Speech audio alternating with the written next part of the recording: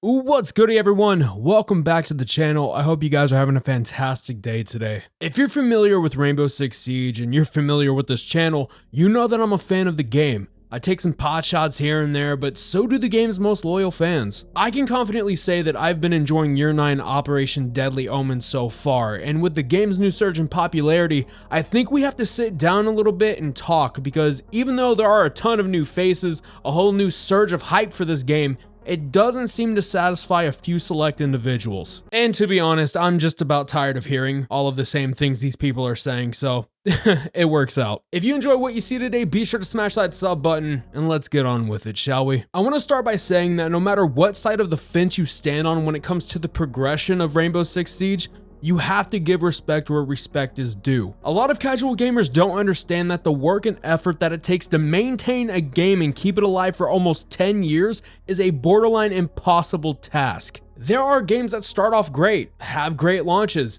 but barely stand the test of time due to a number of reasons. Maybe the content isn't there, maybe the devs have sort of abandoned the game, maybe it just stopped being fun. But whatever it is, multiplayer games are difficult to upkeep. And quite frankly, for Siege to be around as long as it has been, it is truly insane. A lot of players, such as myself, started either on Year 1 Season 1 Operation Black Ice or Year 2 Season 2 Operation Health. Surprisingly enough, I've heard a few people say that Operation Health was the peak of R6, and I fail to understand how. Sure, there were less ops, less counters, but I personally think that this game would be so goddamn boring with less operators. With there being around 35 to 36 of them, there's so much variety and so many different ways to either attack and defend a site. If there were less ops, I think the games would be equivalent to brain rot. You know every counter to every op and it wouldn't matter who chooses what. And if I can be brutally honest, Year 9 Season 1 may be the peak of Rainbow Six Siege. The game feels good,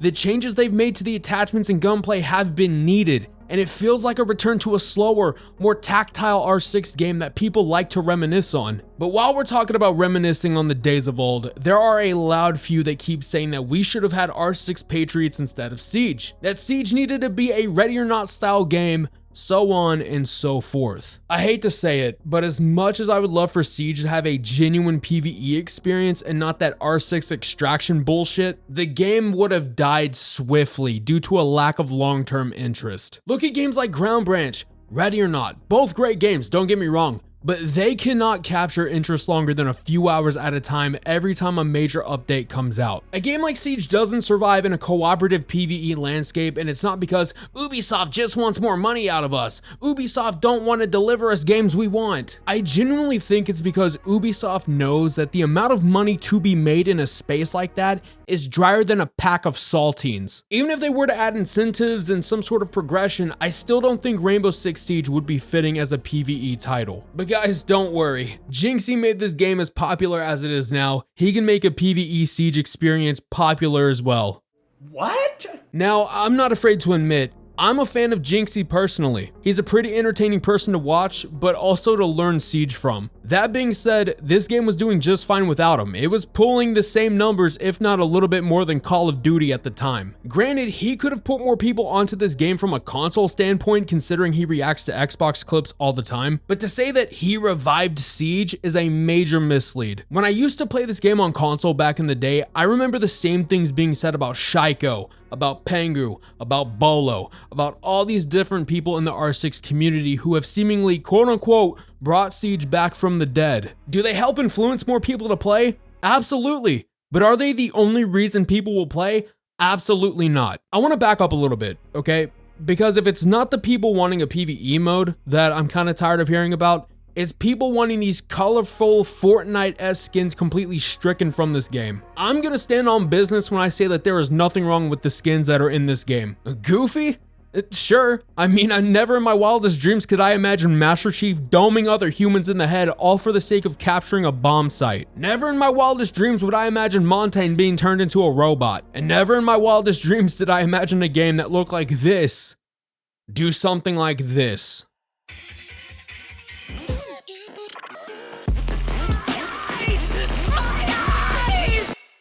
But guess what? Believe it or not, after Ubisoft has made their money from the initial purchase of R6, they need to keep making money from it. So what does every company do? They sell you cosmetics. And you know what's so wild about this to me? I've seen more outrage about the skins in R6 than I have with the skins in Call of Duty. But I've also seen people get upset with skins in any milsim or tactical first-person shooter, and my question to them is, why? What does it matter if someone can spend some money on a cosmetic if it means the company can continue developing the same game you're playing? And on top of that, what does it matter if that skin doesn't seem to fit the realistic theme of your game? I don't know, man. It just feels like those that have a not in my backyard approach to their tactical first-person shooter want to be upset about something. If not, these people wouldn't give nearly as much of a shit about it. I can keep going on about this for a pretty good goddamn long time, but for my final thoughts on this situation, I think it boils down to this. Rainbow Six Siege is probably in the best state it's ever been. Sure, there are still cheaters, the game is far from perfect, but a game that is both perfect and cheater-free simply does not exist. The few that choose to bash this game for not being what they want it to be somehow speak the loudest in these conversations. And I'm willing to take a shot in the dark and say that none of them have sat down and genuinely experienced this game in about or maybe more than 5 years. I can even see it in the comments in other people's videos or in Twitch chats or something. These people will head down to the comment section and say, bro, this game is so dead. This game is done for, when they don't have the slightest goddamn clue on how well it's doing on Steam alone.